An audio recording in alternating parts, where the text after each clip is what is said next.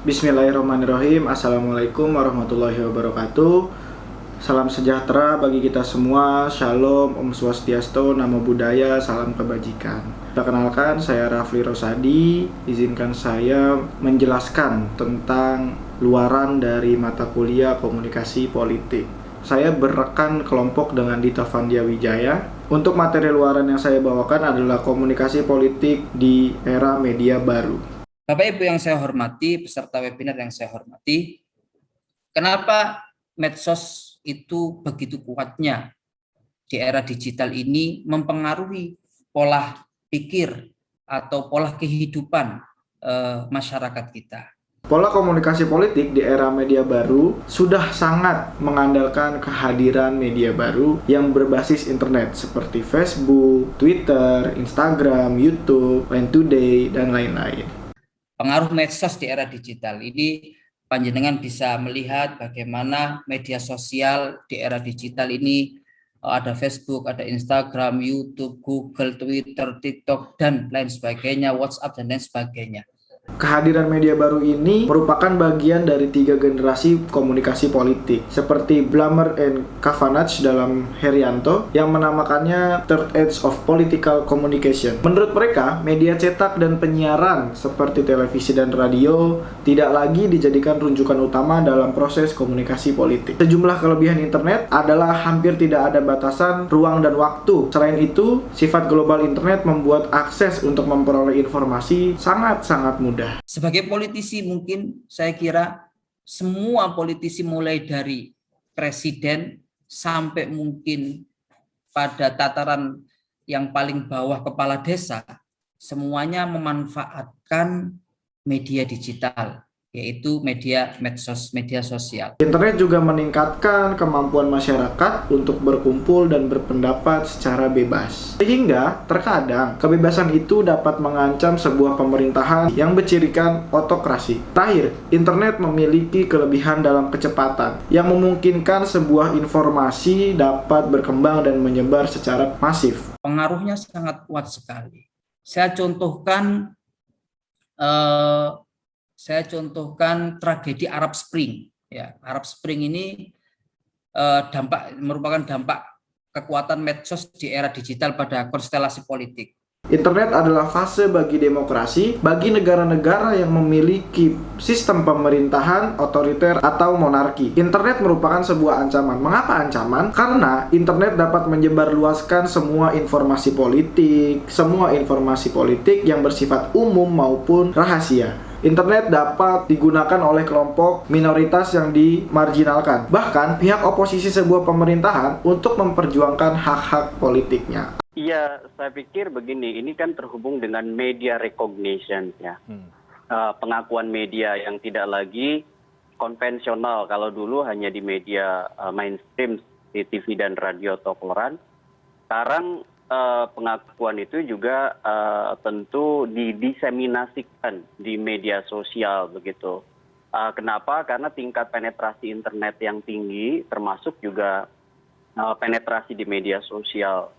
Misalnya data yang juga sering kita sama-sama kutip ya, We Are Social, penetrasi internet di Indonesia itu kan 73,7 berarti persen ya, berarti kan sekitar 202,6 juta. Apalagi di tempat-tempat di mana media-media konvensional malah menjadi corong kebijakan pemerintah. Itulah mengapa internet berperan sangat penting di dalam komunikasi politik. Artinya ini kan menjadi kanal baru yang kemudian sangat potensial digunakan untuk mendongkrak istilahnya salah satu hukum dasar dalam political marketing kontemporer gitu. Sebagai medium komunikasi politik, internet digunakan untuk kampanye partai, kampanye kandidat calon presiden, kampanye-kampanye politik, dan secara umum untuk menyampaikan informasi-informasi politik untuk kepentingan hal-hal politik. Politisi, aktivis, kelompok penekan, dan kelompok kepentingan, jurnalis, bahkan birokrat sudah semakin terbiasa menggunakan internet. Mau nggak mau kan harus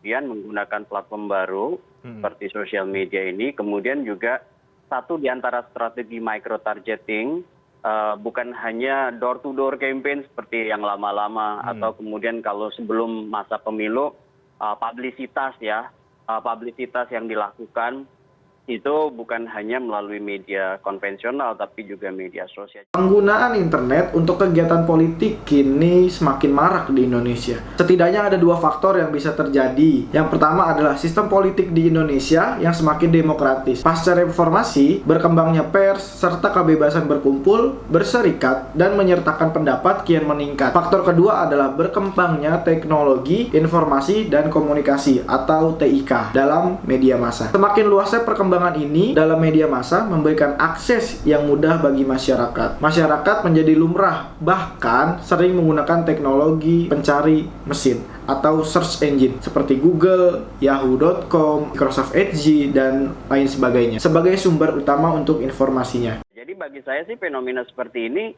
hal yang lumrah, seperti pertarungan opini di media sosial. Terdapat 3 generasi komunikasi politik. Dilihat dari dinamika komunikasi politik tersebut, generasi pertama disebut retorika politik. Generasi kedua memperlihatkan dominasi dari peran media massa yang diklasifikasikan sebagai media arus utama atau mainstream. Generasi ketiga adalah munculnya perkembangan dari apa yang kita bahas dari tulisan ini, yaitu media baru. Dilihat dari sisi elit politiknya, media sosial sekarang menjadi corong utama komunikasi politik terhadap para politisi ke masyarakat-masyarakat setempat. Berbagai kebijakan, usulan kebijakan, pernyataan, dan komentar-komentar lainnya terkait permasalahan politik dapat dilakukan di media sosial. Karena kan sekarang sudah mulai politisi banyak menggunakan medsos, bahkan tadinya Instagram, sekarang buka YouTube juga, punya vlog juga. Nah, publicity di media konvensional bagaimana sekarang? Iya, saya pikir itu akan pada akhirnya melengkapi, menguatkan ya. Dampak keberadaan sosial media juga mengharuskan partai politik, pemerintahan, dan lembaga atau anggota dewan untuk dengan segera menanggapi semua input yang masuk. Saat ini masyarakat memiliki kesempatan untuk berkomunikasi langsung dengan lembaga-lembaga tersebut, untuk beropini, untuk berkomentar, bahkan untuk menyampaikan pendapatnya, bahkan menyampaikan tuntutannya. Jadi medsos adalah kanal baru yang sangat potensial, dan fenomena ini menjadi lumrah ya Kang Gung, ketika banyak politisi mulai ekspansi aktif di media sosial bahkan sampai ke YouTube.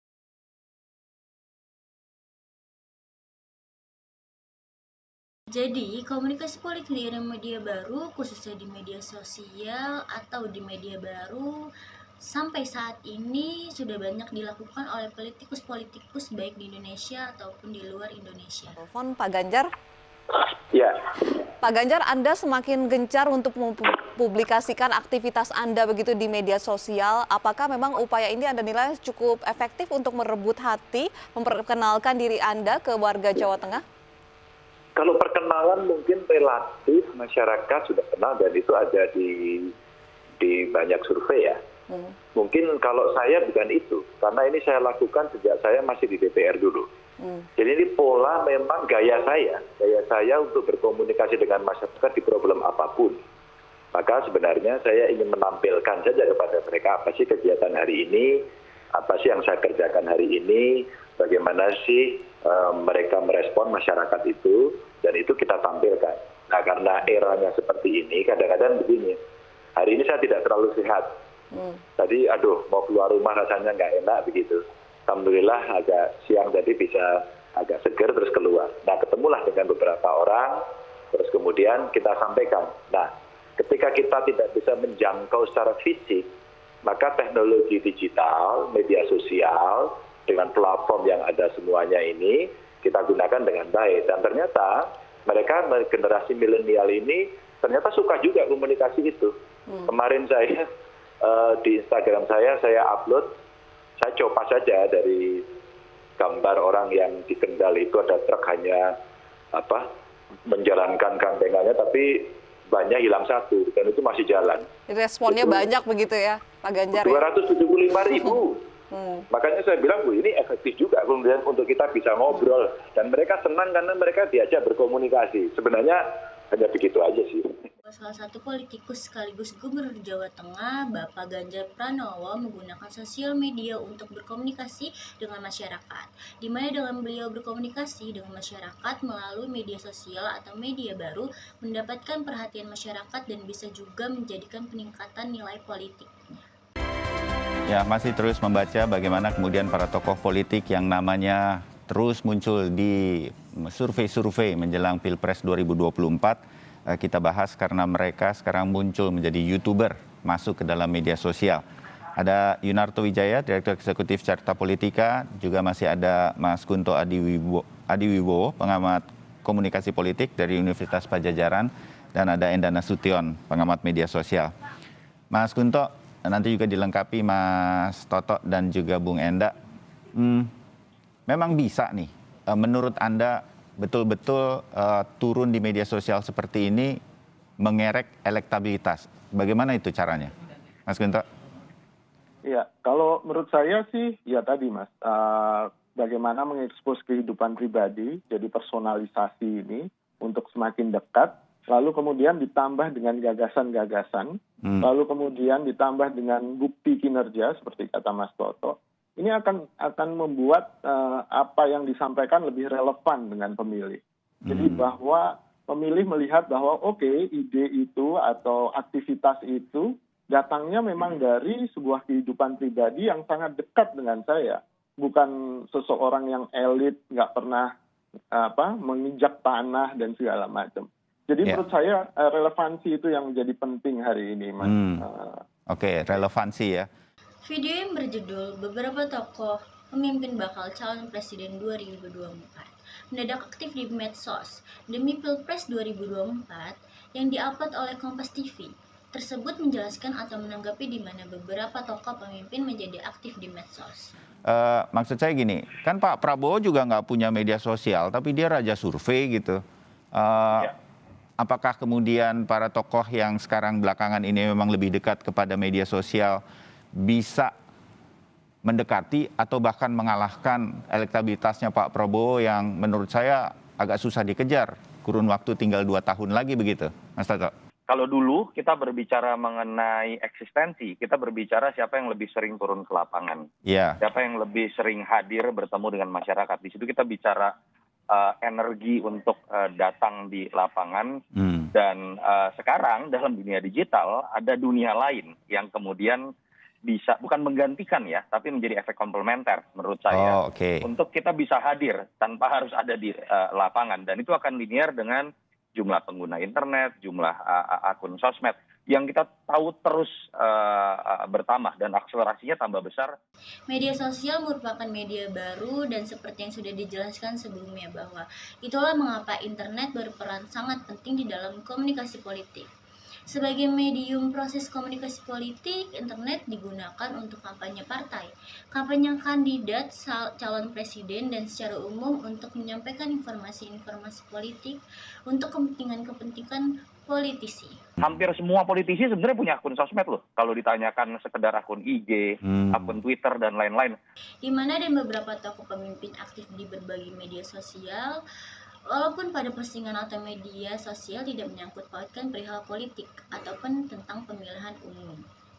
Tetapi ada beberapa pengamat politik yang beranggapan bahwa aktif dalam media sosial tersebut agar nilai politik mereka dapat terangkat dan bisa mendapatkan suara dalam pemilihan calon pemimpin nanti. Ayo, kerja nyata PDI Perjuangan di tanganmu.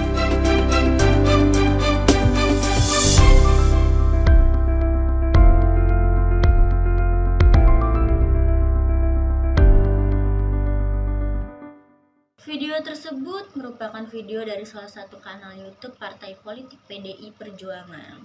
Tidak hanya politisi yang berkomunikasi politik pada era media baru, salah satunya PDI Perjuangan melakukan komunikasi politik melalui media YouTube. Tidak hanya YouTube, Partai Politik PDI Perjuangan tersebut juga memiliki media sosial atau media baru yang lain seperti Instagram, Facebook, dan Twitter. Media Pintar Perjuangan MPP merupakan alat perjuangan sekaligus ruang berbagi pengetahuan, informasi, dan pengalaman. Dengan video tersebut, pesan komunikasi politik yang disampaikan berupa Media Pintar Perjuangan atau MPP, di mana video tersebut merupakan aplikasi dari Partai PDI untuk alat perjuangan sekaligus berbagi pengetahuan, informasi, dan pengalaman.